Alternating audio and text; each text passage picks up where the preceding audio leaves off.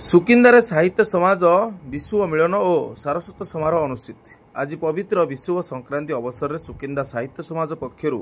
विश्व मिलन नाम एक सारस्वत समारोह सोमवार दिवा 2 घटिका समय आयोजित हो सारस्वत समारोह में सोमवार दिवा 10 घटिका समय प्रथम अधिवेशन में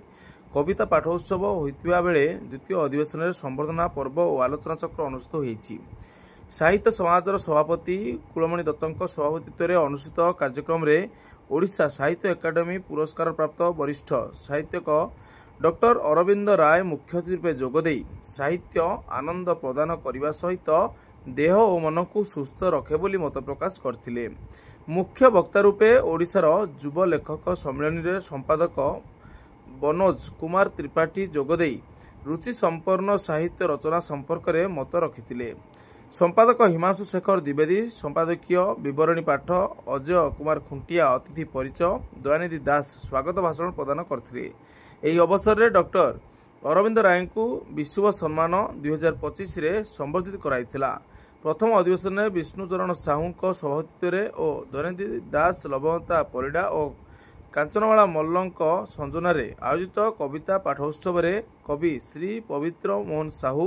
सुरेंद्र कुमार दास विजय कुमार साहू दीप्ति सामल कांचनवाला साहू रीनाराणी राउत जयंती साहू सुमित्रा ओझा प्रमोद कुमार साहू अशेष पात्र डॉक्टर किशोर चंद्र दास हेमंत कुमार स्वाई गिरिधारी चांद संतोष कुमार साहू बटकृष्ण स्वाई शिशिर कुमार चौधरी समेत अनेक कवि सेमानक स्वरचित कविता पाठ करथिले। ଏହି କାର୍ଯ୍ୟକ୍ରମରେ ଶ୍ରୀ ଗୋକୁଳ ବିହାରୀ ସୃଷ୍ଟି ସୁରେନ୍ଦ୍ର କୁମାର ଦାସ ଓ ନିର୍ମଳ ଚନ୍ଦ୍ର ରାଉତ ସମ୍ମାନିତ ଅତିଥି ରୂପେ ଯୋଗ ଦେଇଥିଲେ।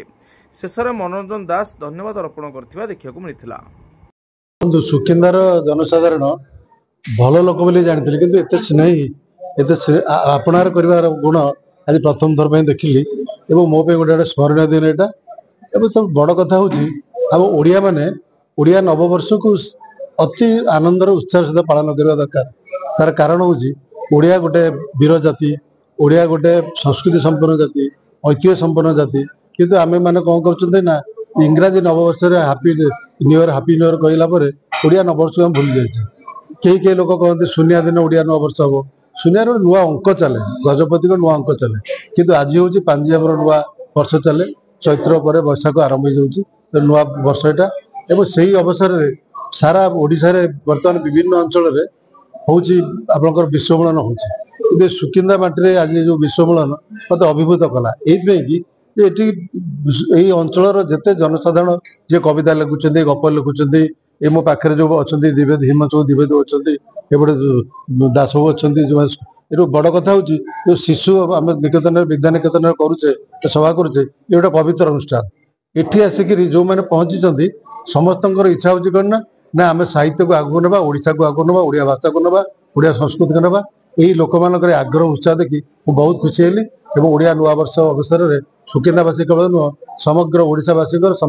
विश्ववासी उन्नति हो समस्त समृद्धि यहाँ कामना कर ओडिया नववर्ष आम मान एक महान पर्व यही पर्व आम साहित्य बंधु मान डाकी नुआ वर्ष ये पालन करुचु समस्ते कविता माध्यम नुआ वर्ष समस्त अभिनंदन जनाऊँ। आमर सुकिंदा साहित्य समाज प्रत्येक वर्ष पणा संक्रांति यही कार्यक्रम आयोजन करे। यही कार्यक्रम दूर दूरांत बहु कवि मैंने आसती नुआ वर्षर कविता सब ये पाठ करते समस्त भर गोटे आंतरिकता समस्त भर स्नेह श्रद्धा एवं प्रीतिर बंधन समस्त बांधी हूँ साहित्यर गुणगान करती साहित्यर जयगान करती साहित्य एवं भाषा संस्कृति आमर जीवन बिंदु यही जीवन बिंदुर अग्रसर